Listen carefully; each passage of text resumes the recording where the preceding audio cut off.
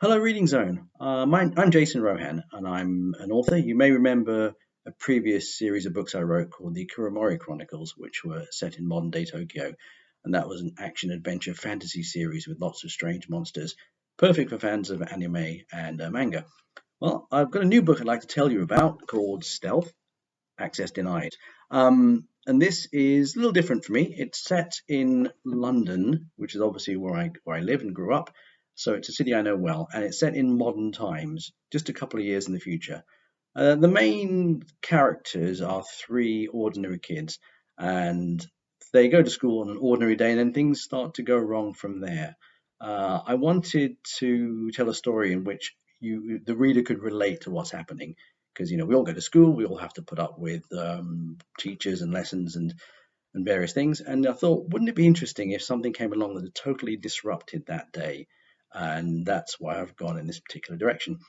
I think it's a story that will appeal to everyone, really. And what I've also done differently is I've taken a lot of existing technology and just tweaked it a little bit because there's an awful lot of crazy things happening out there. For example, did you know that the processing power of your smartphone is more than was used to send man onto the moon? That's how far things have come along and how advanced things are in such a short time. So the book it's a mystery, action, thriller, spy, adventure, all those sort of good things. And being me, it's got lots of explosions, car chases, punch ups, guns, lots of guns.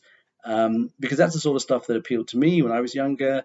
And I wrote this, with my kids giving me input, and they kept saying, "Put more action, Dad. Put more action." I'll tell you about the main characters. So the main character in the story is a guy called Arun Lal, and he's a fairly ordinary kid. He's a little bit geeky, a little bit boring, and his best friend is Sam. Now Sam is a little bit of a loner, very good with technology, very bright, very smart kid, but doesn't have many friends.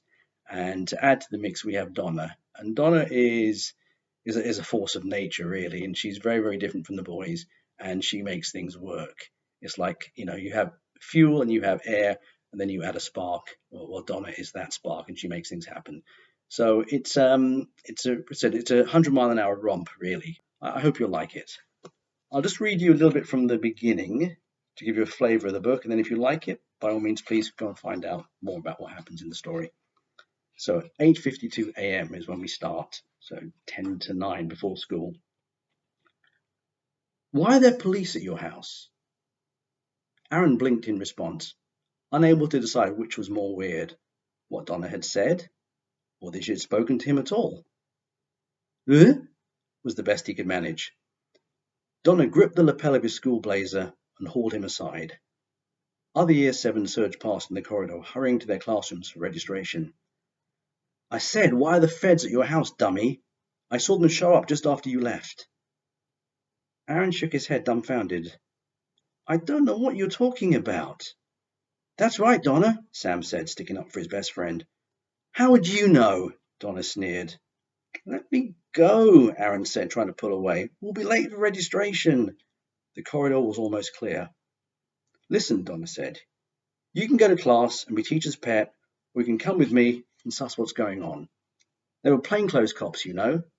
"How would you know that?" Sam said. "Because I know," Donna said. She stormed off towards the stairs to the playground. "You coming?" The two boys looked at each other for a moment before Arun shrugged and trotted after her. Sam stared, watching his friend disappear down the stairs. He could hardly believe it. Arun had ditched him. For a girl, too.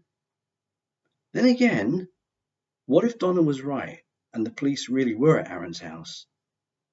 "Hey, wait for me," he said, and hurried to catch up. If you want to know why the police are at Arun's house, interrogating his mother and trying to find out what's happened to his father, then please, by all means, dig out a copy, get it from the library, whatever, and find out and let me know what you think. Thank you very much. Bye-bye.